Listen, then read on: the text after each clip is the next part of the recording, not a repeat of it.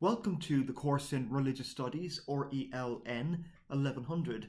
This course offers a survey of the major world religions and some of the religious, philosophical and ethical questions to which they give rise. It's a course in the academic study of religion. It makes no assumptions about the religious tradition to which students do or do not belong. And students who are deeply religious, students who are secular in their outlook, and students of all worldviews in between can excel in the course.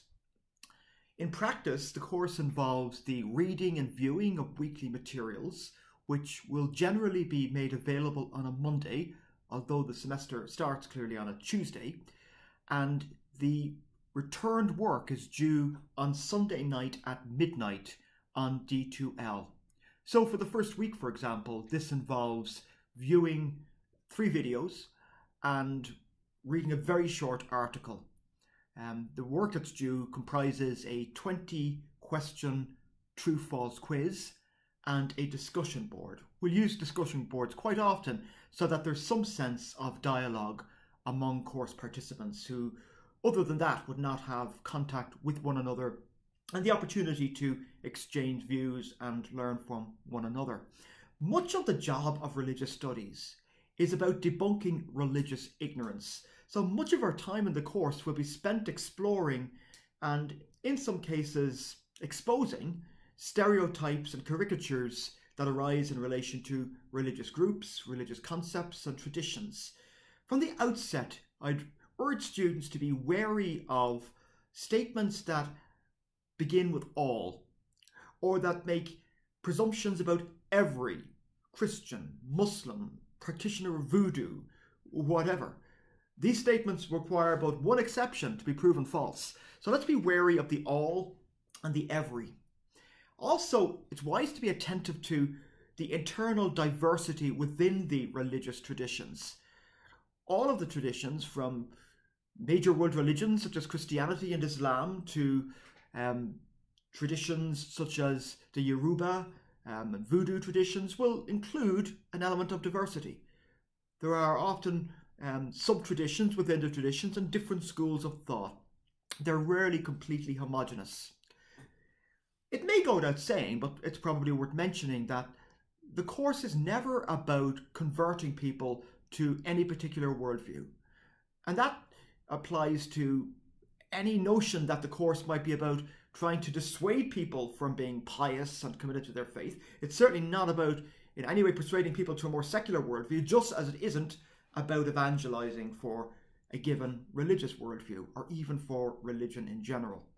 The goal of the course is to empower students to think, to write, to speak in an intelligent manner regarding religion. The world needs people who can have calm, constructive, intellectually respectable conversations about religion without hysteria and prejudice and allowing emotion to cloud critical faculties. So this is in every sense an academic course.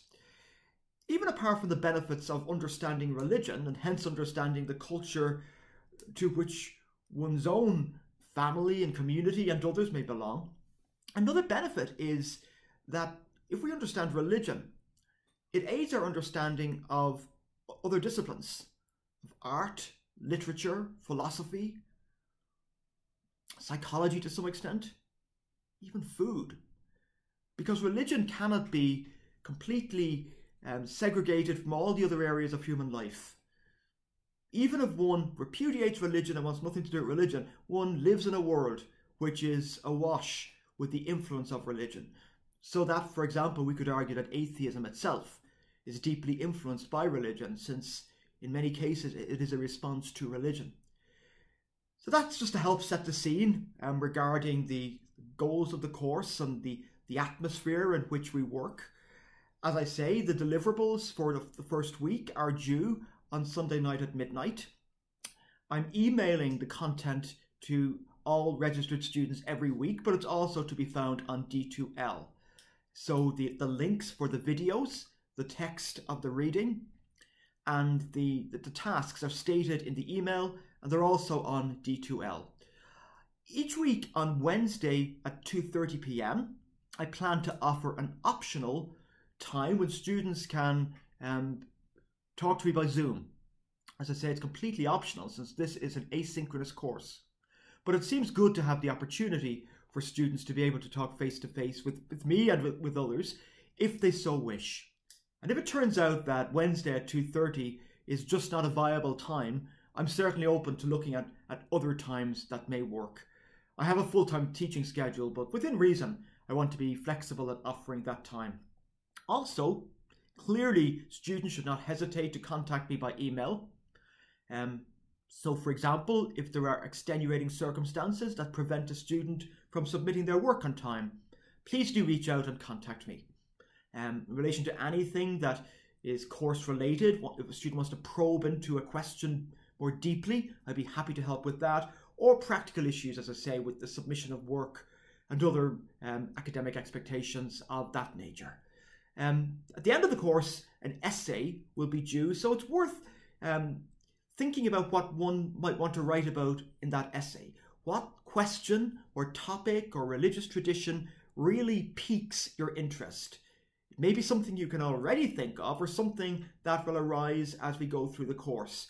It can be a question to do with religion, it can be an issue, or it can be a particular religion. But something that's worth discussing, critically reflecting upon and really probing into. Bear that in mind so that you can finish by engaging with something that you're passionate about. Because either this will be the one and only course that students take in religion, in which case it's very important they do get to dig into something that really interests them.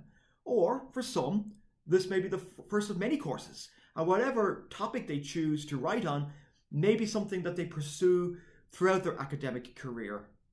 Because we will raise questions that have no easy answers, questions with which students will engage for the rest of their lives, and some would say even after that. So thank you so much, and I look forward to hearing from you, to seeing your work, especially on the discussion board in this coming week. Thank you.